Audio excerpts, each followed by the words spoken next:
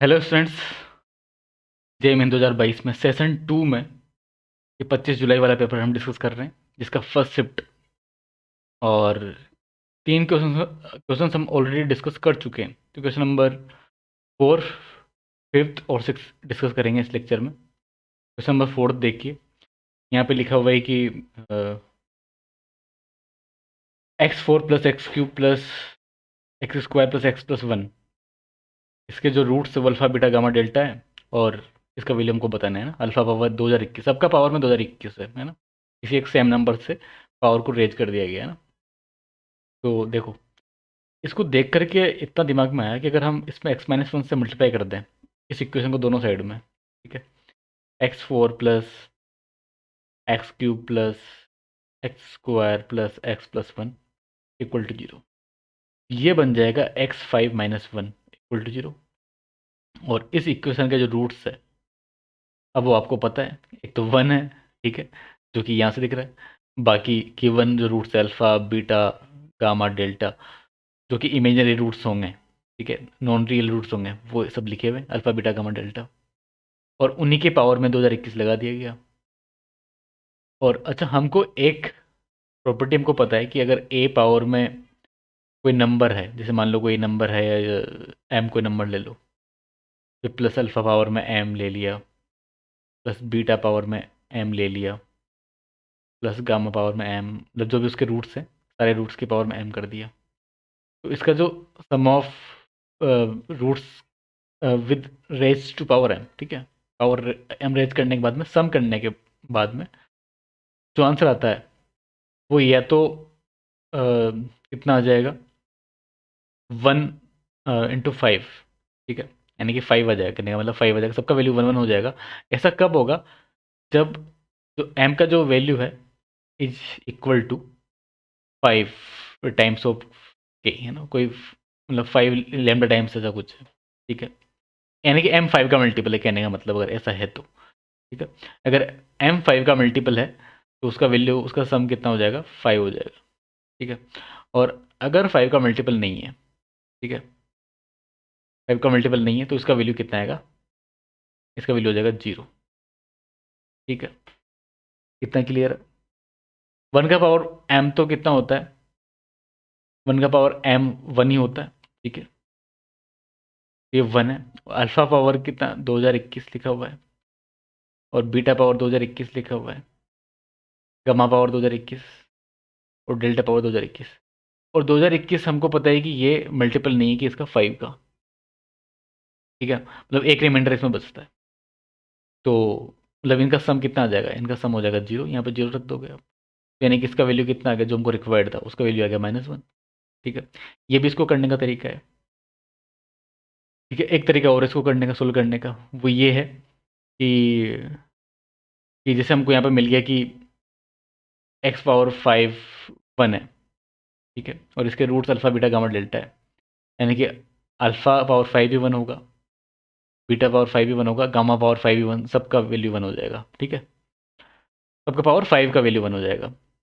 और जो alpha power 2021 लिखा हुआ है, तो आप ऐसे लिख लो कि अल्फा पावर 5 इंटू 5 से अगर डिवाइड करोगे तो कुछ एम टाइम्स आ जाएगा, मतलब एम टाइम्स या लेमडा टाइम्स, और इंटू अल्फा बचेगा, है ना। फिर 2020 रहेगा, 2020 को अलग कर लिया, जो कि 5 का मल्टीपल होता है ना, 2020 5 का मल्टीपल होता है, ठीक है। तो इसका वैल्यू तो 1 हो ही जाएगा, अल्फा पावर 5 1 होता है, उसका पावर एम किया तो 1 का पावर एम 1 आ जाएगा, तो यानी कि इसका वैल्यू अल्फा आ गया, ठीक है। अल्फा पावर 2021 का पावर अल्फा आ गया। सिमिलरली बीटा पावर 2021 का वैल्यू बीटा आ जाएगा, फिर अगले वाले का गामा आ जाएगा, फिर डेल्टा आ जाएगा। और हमको इस इक्वेशन के जो रूट्स है वो पता है, 1 alpha beta gamma and delta, ये इसके रूट्स है, ठीक है। तो उन सबका अगर सम कर दें, 1 plus alpha plus beta plus gamma plus delta, सबका सम कर दिया जाए, तो सम ऑफ रूट्स कितना जाएगा? 0 हो जाएगा। क्यों? क्योंकि यहाँ पर आएगा कोफिशिएंट ऑफ एक्स पावर 4, है ना, माइनस के साथ में, divide by coefficient of x power 5, leading coefficient, ठीक है। तो x4 का कोफिशिएंट तो 0 है, तो इसकी वजह से 0 आ गया।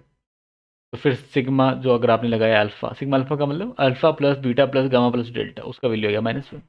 ठीक है, तो इसका आंसर, इस सवाल का आंसर कितना आ जाएगा? -1। ठीक है, इस तरीके से इसको सोल्व करना था। बड़ा ही प्यारा सवाल था ये, है ना। अगला question, question number 5।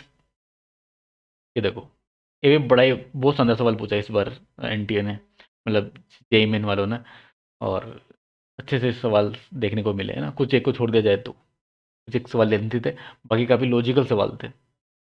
A1 equal to B1 one दिया हुआ है, और AN, अच्छा यहाँ पर ऐसा करो, स्मॉल n कर लो, और जगह पे ना स्मॉल n कर लो, क्योंकि हम जनरली स्मॉल n ही लेते हैं। ठीक है, तो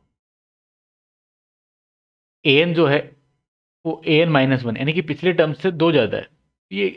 ये कुछ देखा देखा सा नहीं लग रहा हमको, कुछ AP टाइप में, है ना, कि मतलब कोई भी टर्म है उसका पिछले टर्म से कुछ ज़्यादा या कम होता है कोई कांस्टेंट से, तो मतलब AN-1 इक्वल टू 2, यानी कि यही कॉमन डिफरेंस हो गया। ठीक है, ओके, तो यानी कि AP कुल मिला करके AN।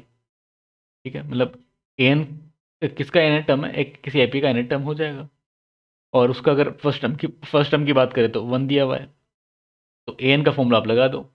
1 मतलब A+n-1 इंटू डी, है ना, A+n-1 इंटू डी।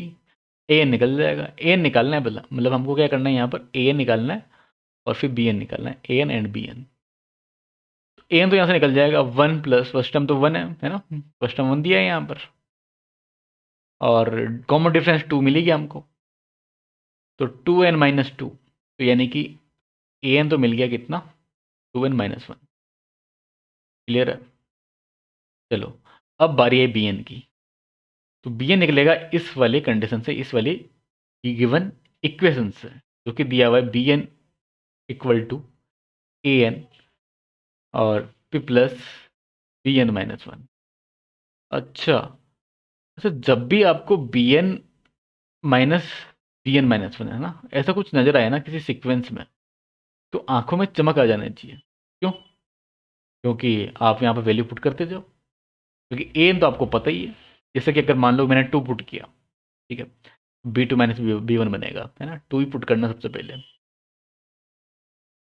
तो है ना, क्योंकि B1 से कम जा नहीं सकते, इस वजह से बोल रहा हूँ। ठीक है, तो यहाँ पर A2 आ जाएगा, और A2 का वैल्यू यहाँ निकालेंगे तो 2 इंटू 2 4 माइनस 1 3, है ना। A2 का वैल्यू मैंने यहाँ से निकाल लिया, है ना, यहाँ पुट करके n का जगह 2 लिख दिया, तो B2 माइनस B1 इतना आया। फिर 3 रखो n की जगह पर, तो B1 माइनस B2 आ जाएगा, और वहाँ पर 3 रखोगे तो 3 इंटू 2 6 माइनस 1 5, ये 5 हुआ। फिर 4 रखा तो B4 minus B3 equal to, ये आ जाएगा 3 5, अब तो चलता रहेगा यार, है ना। अब 3 5 7 दिख रहा है आपको, यहाँ n की जगह 4 रख दोगे, 4 इंटू 2 8 माइनस 1 7, तो आप समझ गए, है ना। मतलब क्या समझे, कि ओड टर्म्स आती रहेंगी, मतलब ओड नंबर्स आते रहेंगे, ओड नंबर्स आते रहेंगे, 3 5 7 9, इस तरह से। लास्ट में हमको हमको BN से का मतलब है ना, BN से काम है हमको, तो यहाँ पर 2n-1 आ जाना चाहिए। ठीक है, ये 2n-1 या 2n+1 आना चाहिए, क्या आना चाहिए, -1 ही आना चाहिए। ठीक है, ठीक है,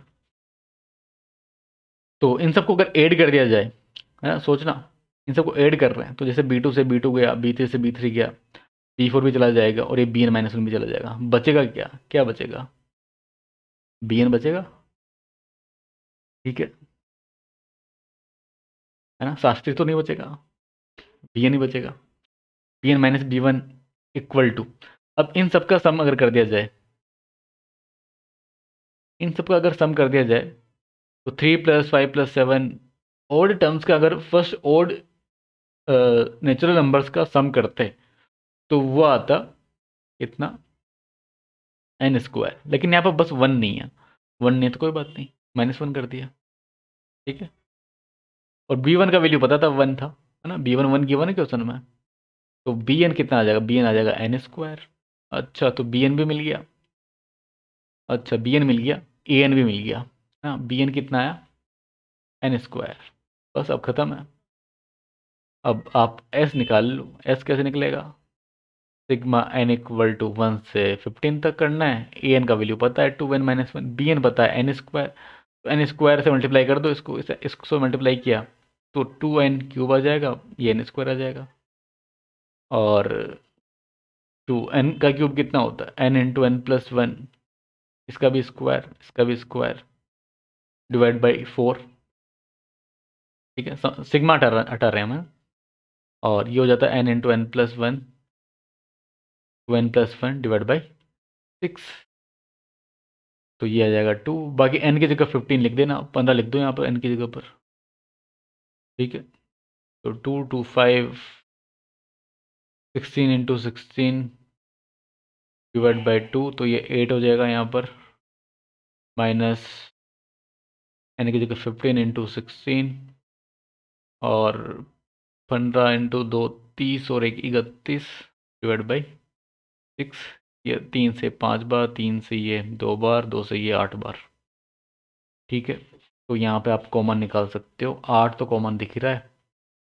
बाकी 2 2 5 इंटू 16 माइनस 5 इंटू 31 कर लेना स्क्वायर, है ना। 5 भी कॉमन निकाल लेना, 5 भी कॉमन निकल जाएगा और फिर हो जाएगा सोल्व, फिर है ना।